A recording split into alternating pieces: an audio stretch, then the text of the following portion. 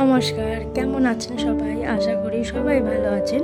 আমি আজকে আবার একটা সুন্দর রান্নার রেসিপি নিয়ে আমি আপনাদের সামনে হাজির হয়েছি। আচ্ছা, বাচ্চাদের টিফিন বানানো নিয়ে খুব অসুবিধা হয় না?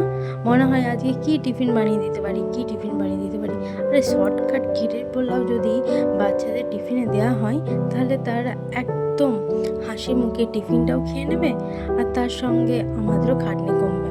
একদম সহজ পদ্ধতিতে আজকে চিড়ের একটা রেসিপি করে আপনাদের দেখাবো। সেটা হচ্ছে চিড়ের পোলাও। খুব সহজ এবং খুব সিম্পল। বাড়িতে একদম যা কিছু থাকবে সেই দিয়ে বানিয়ে ফেলুন, একদম খুব সিম্পল। আমি এই চিড়ের রেসিপিটা আমি আমার মায়ের কাছ থেকে শিখেছি। যখন আমরা সেরকম কিছু খেতে চাইতাম না, টিফিনে নিয়ে যেতে চাইতাম না, আমার মা এই চিড়ের পোলাওটা বানিয়ে খাওয়াতো। তো চিড়ের পোলাওর জন্য লাগবে একটু মোটা দানা চিড়ে, একদম বাজার চলতি সেই পাতলা চিড়ে সেগুলো নয়, একটু মোটা দানা চিড়ে, যেটা ভেজানোর পর বেশ অনেকটা শক্ত থাকে। প্রথমে কড়াইয়ে তেল গরম করে বাদামগুলোকে ভেজে নেবেন।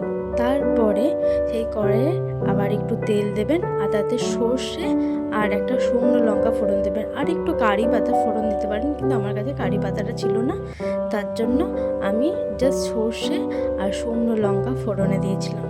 এরপর আপনারা অবশ্যই যে আলুগুলো আছে সেই আলুগুলোকে ভেজে নেবেন। আমি একটু আলু দিয়েছি, এছাড়া আপনারা নানা রকম সবজি দিতে পারেন, যেমন একটুখানি বিনস, একটু গাজর, একটুখানি ক্যাপসিকাম, বাট আমার কাছে জাস্ট আমি সেদিনকে সিম্পল আলু দিয়ে করেছিলাম, আর সেটাই আপনাদের সঙ্গে শেয়ার করছি।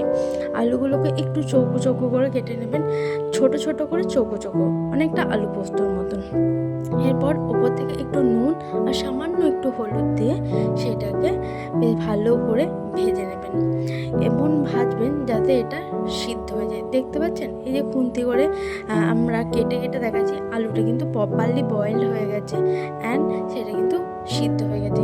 এরপর আমরা যে চিড়েটা ছিল সেইটাকে আমরা ধুয়ে এর মধ্যে দিয়ে দেবো, কারণ আমি প্রথমেই বলেছি মোটা চিড়ে ব্যবহার করবেন, তাহলে কিন্তু চিড়ে পোলাওটা খুব ঝরঝরে হবে। যদি পাতলা চিড়ে ব্যবহার করেন তাহলে কিন্তু কাদা কাদা হয়ে যাবে। এই যে আমি মোটা চিড়েটা ব্যবহার করেছি।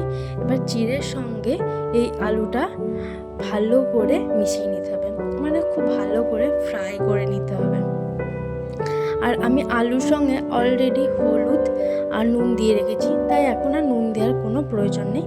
শুধুমাত্র আপনাদের টেস্ট অনুযায়ী যে যেমন মিষ্টি খান, আমি আমার টেস্ট অনুযায়ী মিষ্টি দিয়েছিলাম। তবে একটু মিষ্টিটা বেশি দেওয়ার চেষ্টা করবেন, কারণ নুন মিষ্টিটা যখন মুখে পড়বে তখন চিড়ের স্বাদটা আরও দ্বিগুণ হবে।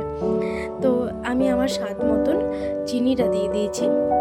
তারপর চিনিটা দেওয়ার পর বেশ কিছুক্ষণ নাড়তে হবে এবং বাদামটাও দিয়ে দেবেন। তো চিনিটা যতক্ষণ না গলছে ততক্ষণ কিন্তু খুব ভালো করে এটাকে নেড়ে যেতে হবে, কারণ মেশাতে হবে। দেখতেই পাচ্ছেন আমার চিনিটা প্রায় মিশে গেছে এবং বাদাম, চিড়ে, চিনি সব একদম মিক্স হয়ে গেছে। কিন্তু দেখেছেন চিড়েগুলো কিন্তু খুব ঝরঝরে হয়েছে, একটাও একটার সঙ্গে মেশেনি বা গায়ে লেগে নেই, একদম সুন্দরভাবে ঝরঝরে হয়ে আছে। তো এরপর আপনারা প্লেটিং করে নিন, সার্ভ করে নিন, আর যে কোনো সময় মানে বাচ্চাদের সকালে টিফিনে দিতে পারেন, এছাড়া সন্ধ্যেবেলায় টিফিনের আইটেম হিসাবে এটা রাখতে পারেন। জাস্ট ওয়াও, দুর্দান্ত খেতে লাগে। তো আমার আজকের এই চিড়ের পোলাও রেসিপিটা কেমন লাগলো সেটা কিন্তু জানাতে ভুলবেন না, আর অবশ্যই লাইক, কমেন্ট, শেয়ারের মাধ্যমে বুঝিয়ে দেবেন আপনাদের ভিডিওটা কেমন লেগেছে। আপনারা কিন্তু ভিডিও দেখছেন না, একটু ভিডিওগুলো দেখুন আর কেমন লাগলো সেটা কিন্তু জানান। যাই হোক, আজকের মতন আসি, সবাই ভালো থাকবেন, সুস্থ থাকবেন, টাটা।